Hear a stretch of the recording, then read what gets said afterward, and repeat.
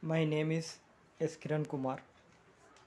I am working as a contract lecturer in DCCP branch at SRRS Government Polytechnic, Sirsilla. Today I am going to explain the topic statutory meetings and board of directors meeting. Statutory meetings and board of directors meeting. This topic is in the subject joint stock companies, that is the second semester subject. The subject code is 18CCP204C. The subject code is 18CCP204C and the subject name is joint stock companies, and statutory meeting and board of directors meeting is the topic.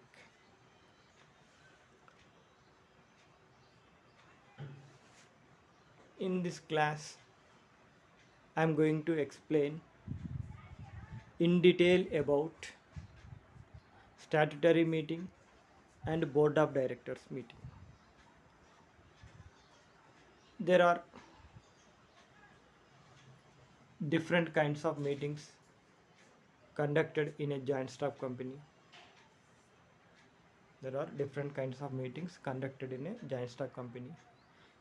In that, statutory meeting and board of directors meeting is also there.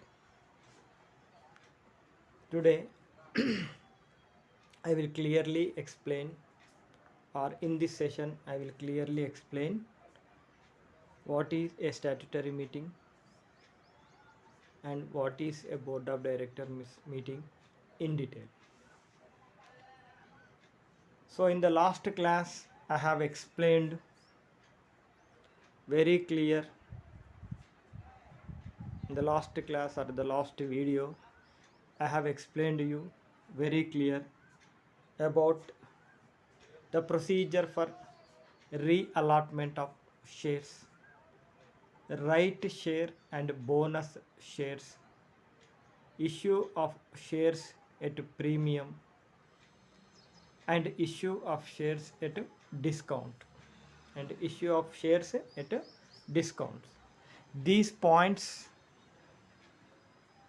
I have been covered in the last video. This is the today's topic is the continuation of the last class. Here once again I would like to give a brief on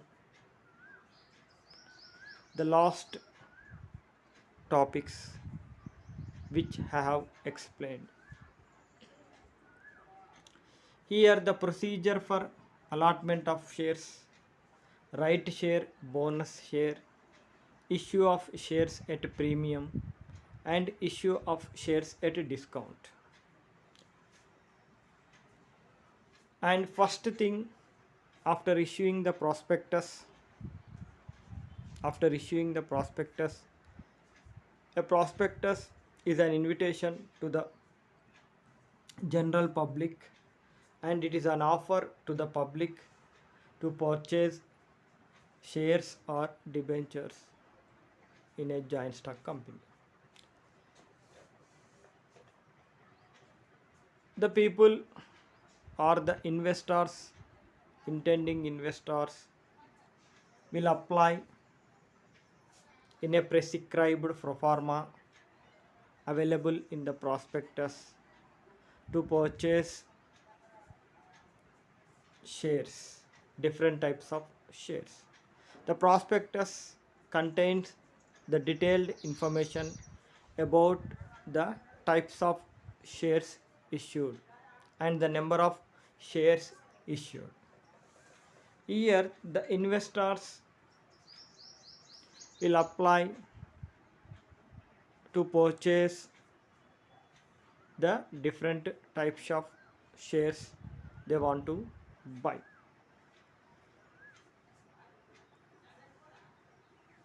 At the end of the lay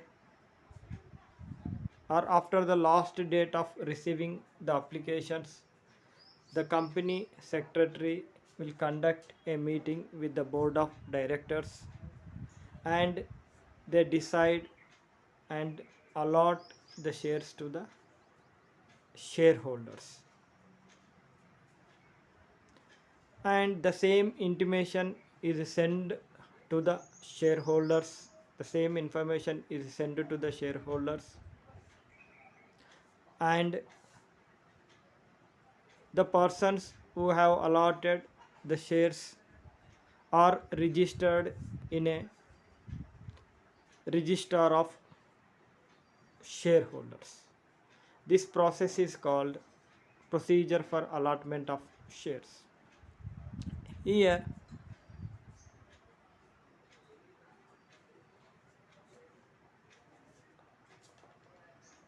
some shares will be forfeited because of the shareholders who have been allotted at the time of allotment of shares and they does not paid their installment due, their shares will be forfeited and the secretary sent a written communication information to the shareholders before 14 days. If they doesn't pay the amount within that 14 days, their shares will be forfeited. The forfeited means disappearance of shares. There is a discontinuation or end of the relationship between the shareholders and the company. This is called forfeiture of shares. And the forfeiture of shares can be reissued. This is called re-allotment of shares. The forfeiture of shares can be reissued. It is the discretion of the directors whether they want to reissue the forfeited shares. If they don't want to reissue the forfeited shares, there is a reduction in the capital. Normally, all the joint stock companies will issue again or re-allot the forfeited shares to increase, or they don't want to reduce the capital. The forfeited shares can be again reissued to the shareholders. This is called re-allotment of shares. Re-allotment of shares. These shares are reissued to the existing shareholders or new shareholders. Existing shareholders or new shareholders. And the new shareholders will get a share certificate and the company or the secretary will issue a amount paid certificate and a shareholder certificate. In that,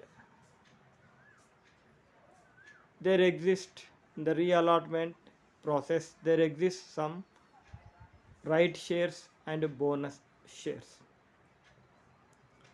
Here the right share means allotting the shares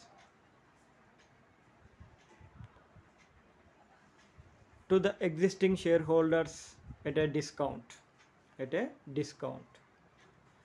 And the bonus shares are the free shares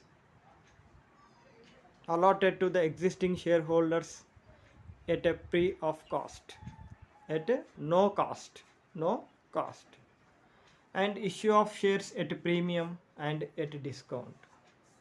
Some companies issue the shares above the face value. It depends upon the reputation or goodwill of the company. The excess amount is called premium. And in some cases, some companies issue shares below the nominal value or face value. Below the nominal value or face value. This is called a discount on that particular share. And there is a restriction: the discount should not be less than 10% on the face value. On the face value. So this is about the last classes, that is procedure for allotment of shares. And some shares or the shareholders who have allotted, they doesn't pay the remaining amount on the specified shares. Their shares will be forfeited and their relationship will be closed, and that shares are called as forfeited shares, and those shares are transferred to the amount on the shares paid, they were paid already, is transferred to forfeited shares account, and it becomes company's property. That forfeited shares, again the secretary or the board of directors will issue to increase the capital, or there is they don't want to reduce the capital. They don't want to reduce the capital. This process is called reallotment of shares. Reallotment of shares. In the process of reallotment of shares, they may issue the shares at a premium or at a discount, or some shares will be allotted to the existing shareholders by giving a discount, or some shares will be allotted to the shareholders at a free of cost, at a free of cost, at a free of cost. Here this is called the right share, bonus share, or at premium and at discount. So up to now, the total shares have been successfully allotted to all the shareholders, and the procurement of the capital process is completed. And procurement of the capital process is completed. And in today's topic, I'm going to discuss about company meetings. Company meetings. In that, there are different kinds of meetings will be conducted in the joint stock companies for different purposes. There is a statutory meeting, and there is a board of directors meeting, or there is a meeting with shareholders called annual general meetings. That is a meeting with shareholders are called as annual general meetings. And there is extraordinary general meetings. Extraordinary general meetings. These are the different types of company meetings. These are the different types of company meeting. Statutory meeting, board of directors meeting, annual general meeting, extraordinary general meeting. Generally, the companies may conduct these types of meetings: statutory meeting, board of directors meeting, and a meeting with shareholders every year, that is annual general meeting. Extraordinary general meeting. Extraordinary general meeting. Today I will clearly explain in this video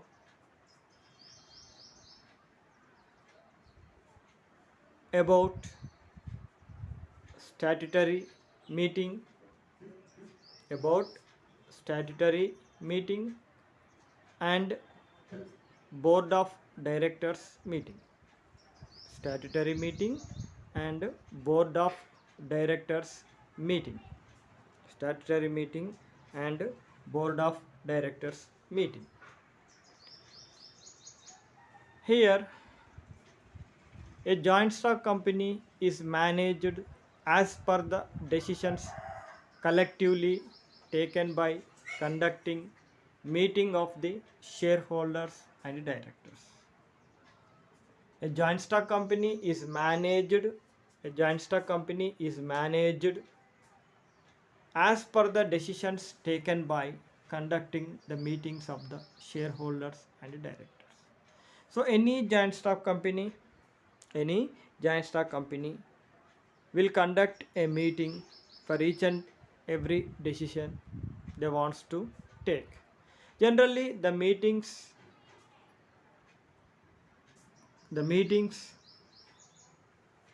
conducted with the shareholders and directors. A company conducts the following kinds of meetings for shareholders: statutory meeting, board of directors meeting, annual general meeting, extraordinary general meeting. Statutory meeting, board of directors meeting, annual meeting, and extraordinary. A joint stock company is managed as per the decisions collectively taken by conducting meeting of the shareholders and directors. Here the first one is statutory meeting. The first one is statutory meeting.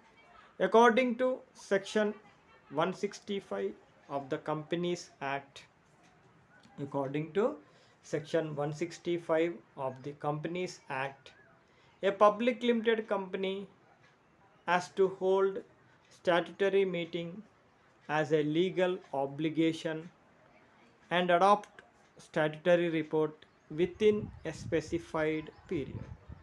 According to the Companies Act, that is section 165 of the Companies Act, a public limited company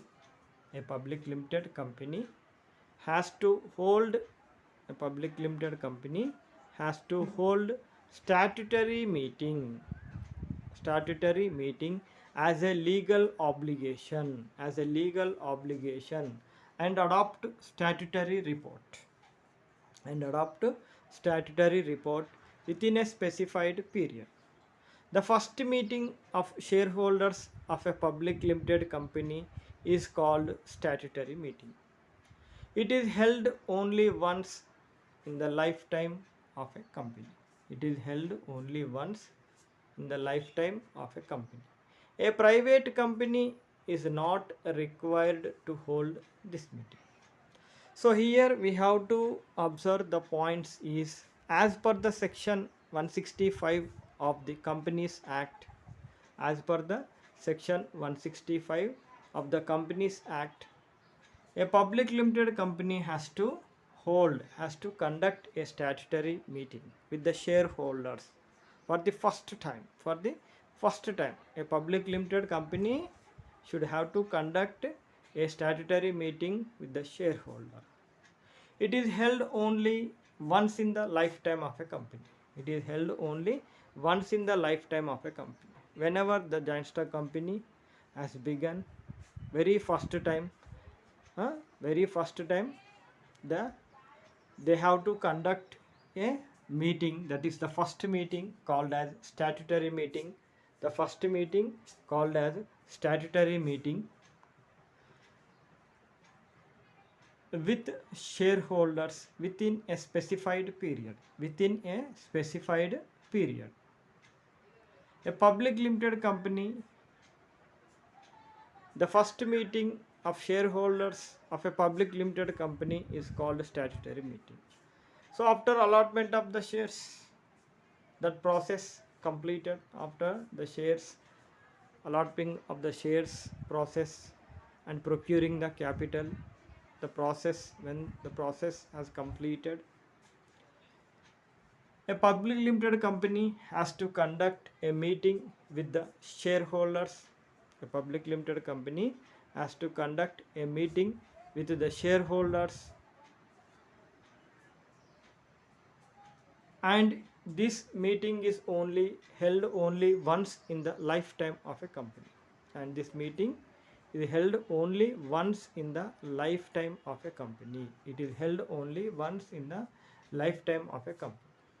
A private company is not required to hold this meeting. A private company is not required to hold this meeting.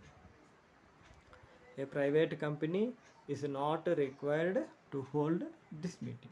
Here, the points we need to observe is throughout the lifetime of a company, a statutory meeting is held only once in the lifetime of a public limited company, and it is the first meeting conducted with the shareholders, and a private company need not required to hold this meeting. Meaning, statutory meeting is a general meeting to discuss matters relating to incorporation, allotment of shares, preliminary contracts of the company, etc. Statutory meeting is a general meeting. It is a general meeting held only once in the lifetime of a company, and this is the first meeting with the shareholders. This is the first meeting with the shareholders of a public limited company. This is the first meeting of the shareholders with the shareholders of a public limited company to discuss the matters or the issues, to discuss the matters relating to incorporation, allotment of shares, preliminary contracts of the company. Here, the incorporation matters means it is nothing but discussing the matter about memorandum of association, articles of association, and the information given in the prospectus. This matters relating to incorporation and allotment of shares, that is, how many shares have been allotted, how many shareholders are there in the company, and how many shares are forfeited. Like that information is discussed in the primary meeting, that is first meeting. This meeting is held only once throughout the lifetime of a company. Okay. So this matters relating to incorporation, allotment of shares, preliminary contracts of the company. If there is any contracts or agreement made by the directors, that matter is also discussed in this primary meeting, that is called statutory meeting.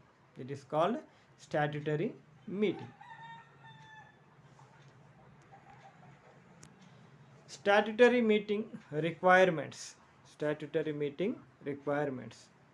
Time of holding. This meeting must be held after 1 month and within 6 months from date of receipt of certificate of commencement of business. Time of holding. This meeting must be held after 1 month and within 6 months. This meeting must be held after 1 month and within 6 months from date of receipt of certificate of commencement of business. This meeting must be held after 1 month and within 6 months from the date of receipt. So after receiving the commencement of business from the Register of Companies, as per the Indian Companies Act, Indian Companies Act, after receiving the certificate of commencement of business, after receiving the certificate of commencement of business, within after 1 month and within 6 months, after 1 month and before 6 months or within 6 months, the statutory meeting will be conducted with the shareholders to discuss the matters related to discuss the matters related to discuss the matters related to the incorporation, the process of incorporation, that is memorandum of association, the classes in the memorandum of association, that is name class, objects class, situation class, and everything.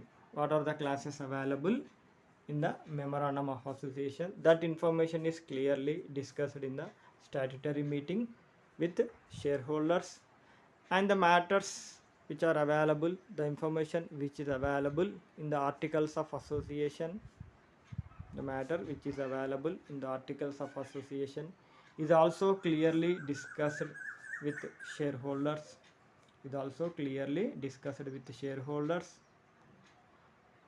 and if any contracts made by the directors,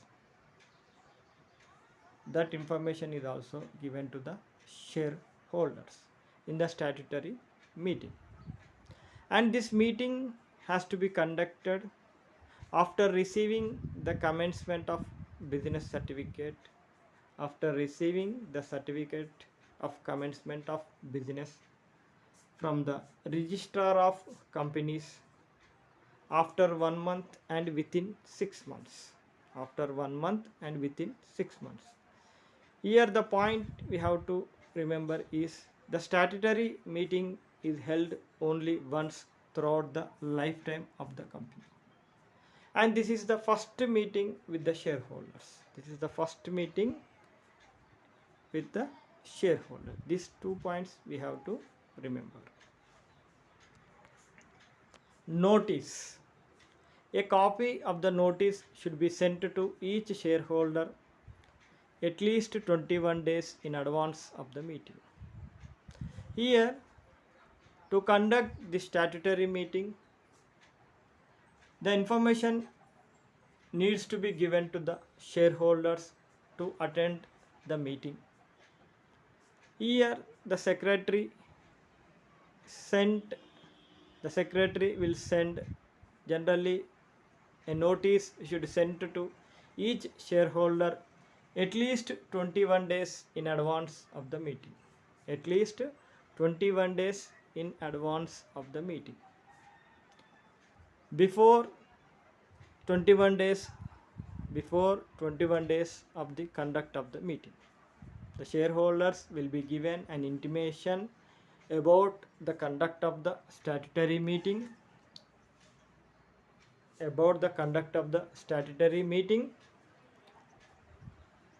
at least 21 days in advance. This report should be signed by at least 2 directors, including the managing director, if any. This report should be signed by at least 2 directors. This report should be signed by at least 2 directors, if any, managing director, if any. It should be certified by the auditors of the company. It should be certified by the auditors of the company. It is to be adopted at the meeting. Here the important point in this one is each and every shareholder will be given an intimation about the conduct of the meeting, because this is the first meeting with the shareholders. So the information needs to be sent to each and every shareholders to attend this meeting, because in this meeting the matters which are related to the incorporation and the process of or procedure of allotment of shares will be discussed clearly. And this is the very first meeting to be conducted, needs to be conducted after the commencement of, after receiving the commencement of business within 6 months after receiving the commencement of business certificate from the register of companies, from the register of companies, from the register of companies.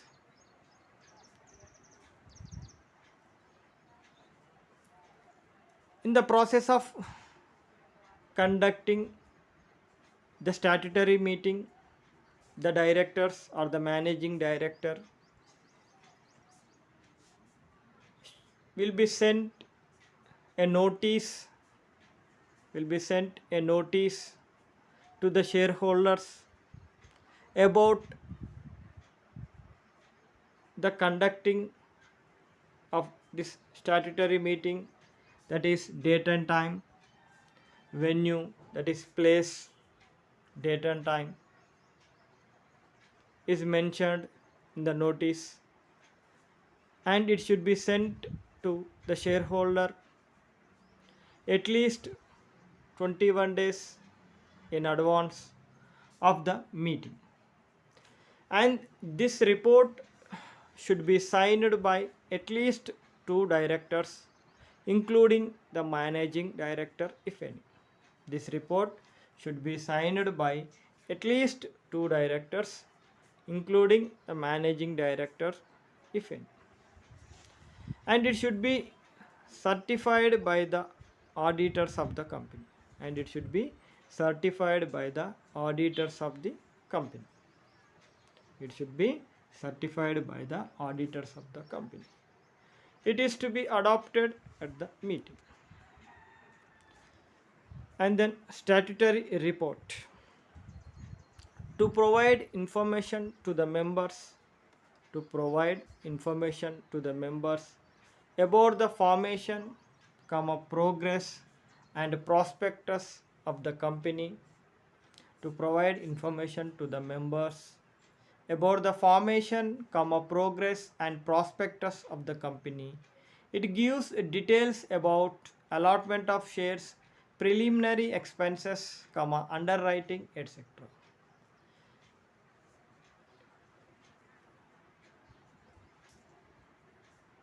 A statutory report is prepared. It contains or it provides the information to the members. A statutory report is prepared by the board of directors. It contains the information about the formation of a joint stock company, the procedure of the incorporation, or the information which is available in the process of incorporation of a joint stock company, and the progress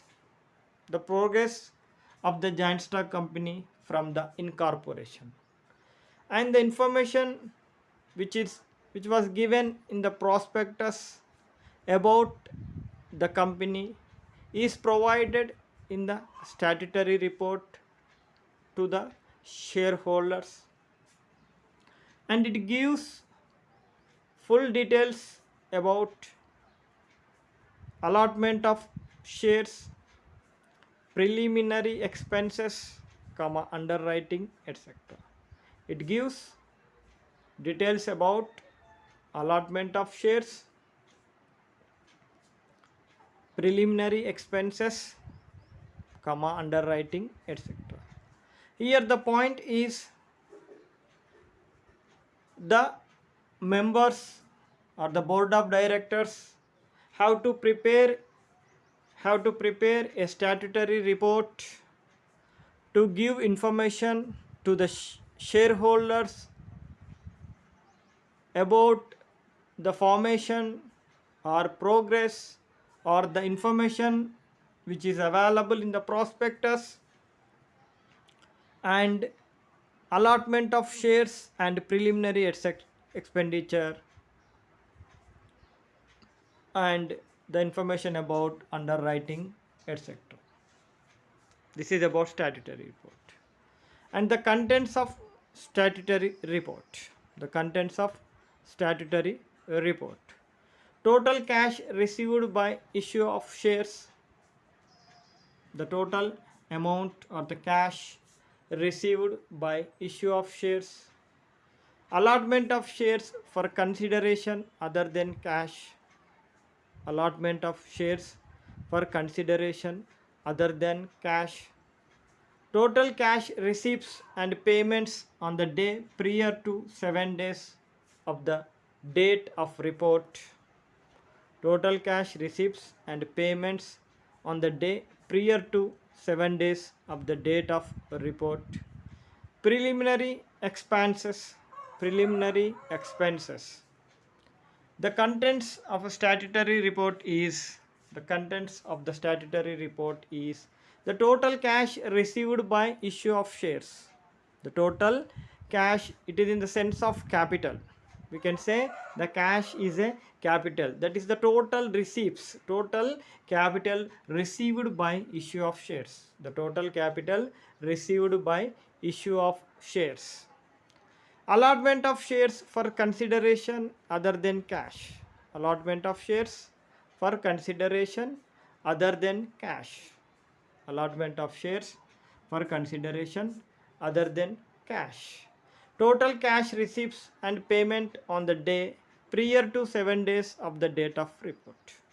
Total cash receipts and payments on the day prior to 7 days of the date of report. Total cash receipts and payments on the day prior to 7 days of the date of report. And the information related to preliminary expenses, primary expenses. The information about primary or preliminary expenses. Preliminary expenses. And other details like names and other particulars of directors. Names and other particulars of directors, comma managing directors, comma secretary, comma auditors, comma bankers, etc.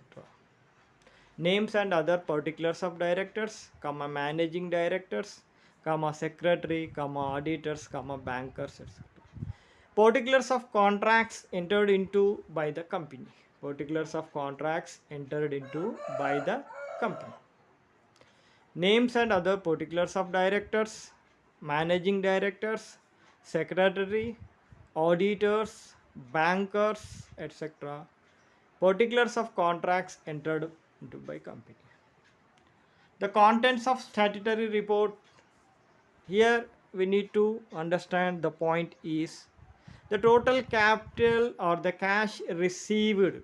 The total cash received by issue of shares. The total cash received by issue of shares. Allotment of shares for consideration other than cash. Allotment of shares for consideration other than cash. Total cash receipts and payments on the day prior to 7 days of the date of report. The total capital or the cash received, allotment of shares for consideration other than cash, that is bonus shares like maybe. Total cash receipts and payments on the day prior to 7 days of the report. So when this report is going to be prepared, before the 7 days of going to be prepared, the total cash receipts and payments will be, the main report is prepared. And preliminary expenditure, the primary expenditure, the expenses related to that is called preliminary expenses. And names and other particulars of directors, names and other particulars of directors, managing directors, secretary, auditors, bankers, etc. names and other particulars of directors, managing directors, secretary, auditors, comma, bankers, etc. So it contains, the statutory report contains the names and particulars of directors. It may be the addresses of directors or the qualifications of the directors and their powers and duties. Their powers and duties of the directors. And in that one, the managing directors details. The managing directors details and the information about the secretary, that is the name of the secretary, qualifications of the secretary, and other details which are needed will be provided in the statutory report. Auditors for each and every company needs to be appoint auditors to maintain accounts. So here the auditor details are provided in the statutory report. And bankers. So the bank account details and the bank name, branch name details are provided. These details are provided in the statutory report. And the particulars of contracts entered into by the company. So these are the contents of statutory report.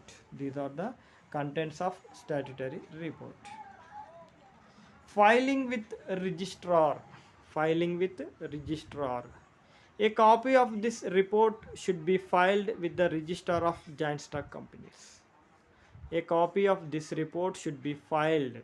A copy of this report should be filed with the registrar of joint stock companies. It means there is a statutory meeting has been conducted and the contents of the statutory report and everything information should be submitted to the registrar of companies, should be submitted to the registrar of joint stock companies, registrar of joint stock companies. List of shareholders. A list of shareholders of the company should be kept ready for reference at the meeting. A list of shareholders of the meeting of the company should be kept for reference at the meeting.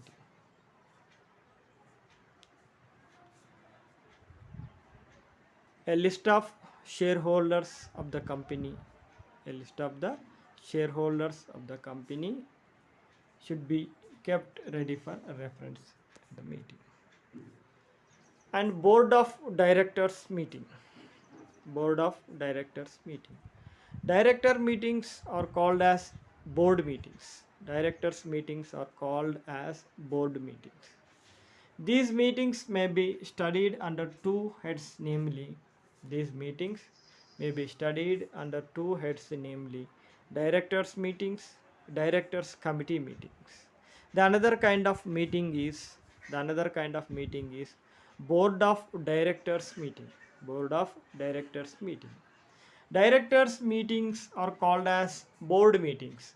Directors meetings are called as board meetings. The directors only conduct meetings for different purposes. Those meetings are called as board meetings. These meetings may be studied under two heads. These meetings may be studied under two heads, namely directors meetings, directors committee meetings. Directors meetings and directors committee meeting. The management and administration of a company is vested in the hands of directors. Here, the complete management and administration of a company, the complete management and the administration of a company is completely in the hands of directors. Completely in the hands of directors. The directors must meet frequently to discuss and review the progress of the company. The directors must meet frequently to discuss and review the progress of the company. The directors has to meet regularly, frequently to discuss various issues, to discuss the various issues and review the progress of the company. A meeting of the board must be held at least once in every 3 months. A meeting, a meeting of a meeting of the a meeting of the board must be held at least once in every 3 months. A meeting of the board must be held at least once in every 3 months. There must be at least 4 meetings in every year. There must be at least 4 meetings in every year. Here in the board of directors meeting is called as directors meeting. These meetings should be held 4 times in every year. 4 times in every year, every 3 months. Obviously it is 3 months once, when one meeting in every 3 months, every 3 months.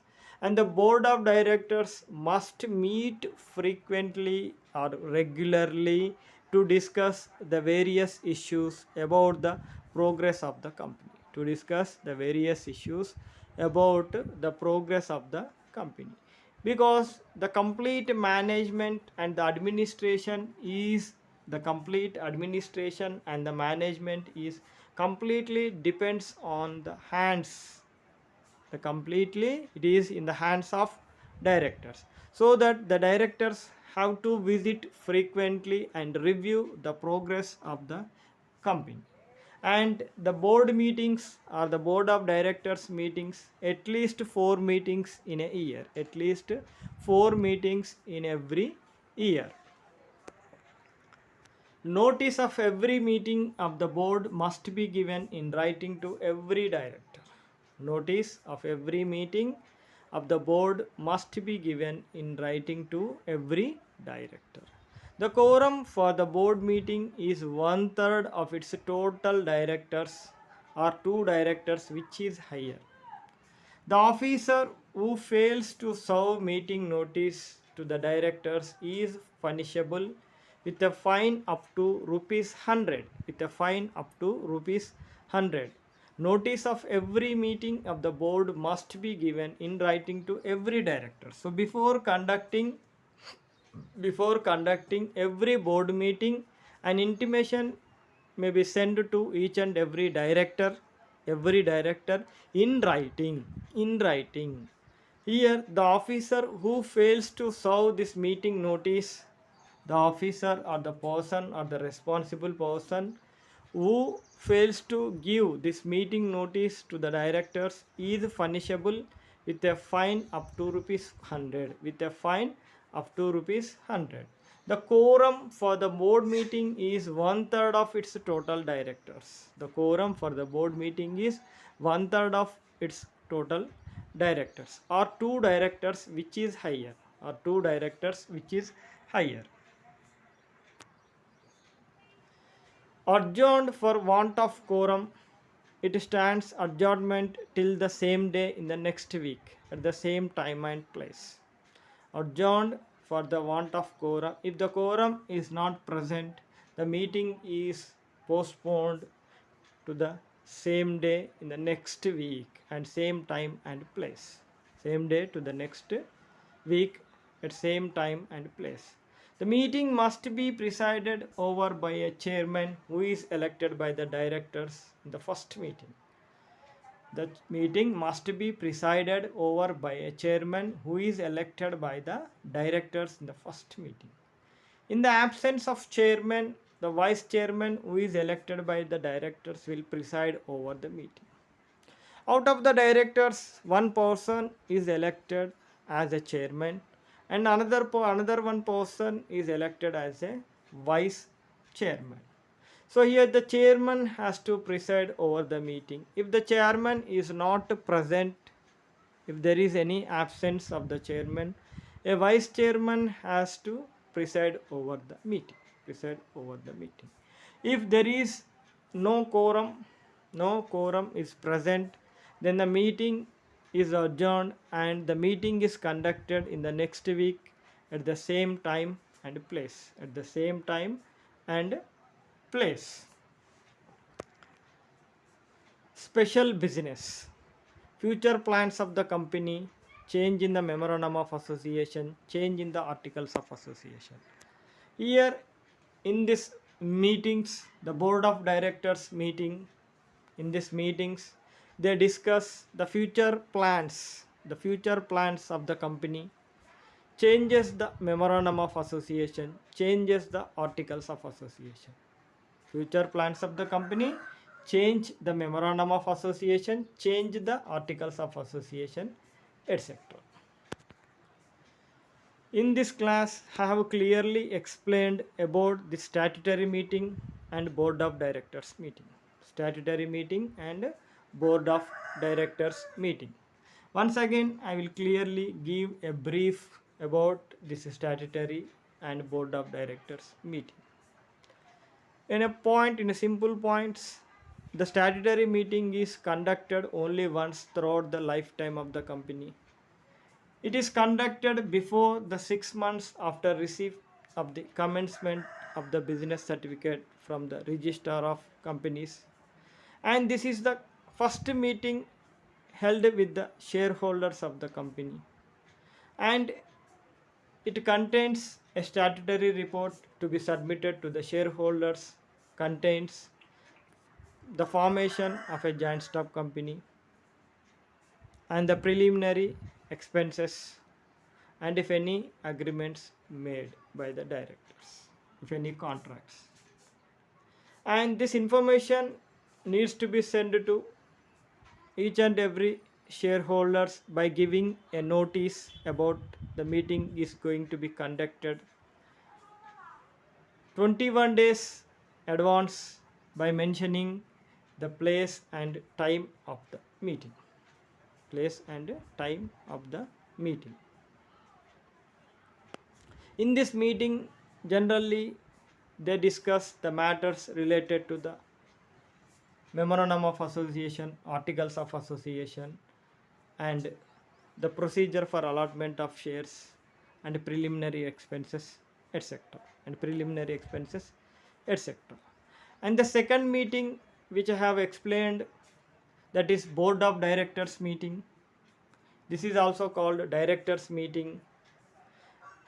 The complete management of the joint stock company is in the hands of board of directors, so that the board of directors has to conduct a meeting 4 times in every year, at least 4 times in every year. That is 3 months, one meeting in three after 3 months. And a meeting notice is also given to the directors. And if the quorum is not present, the meeting is adjourned and the meeting is conducted in the next week, same time and same place. And in this meeting, the board of directors discuss about the future plans of the company and any changes in the memorandum of association and any changes in the articles of association. This is about I have explained in this video. Thank you.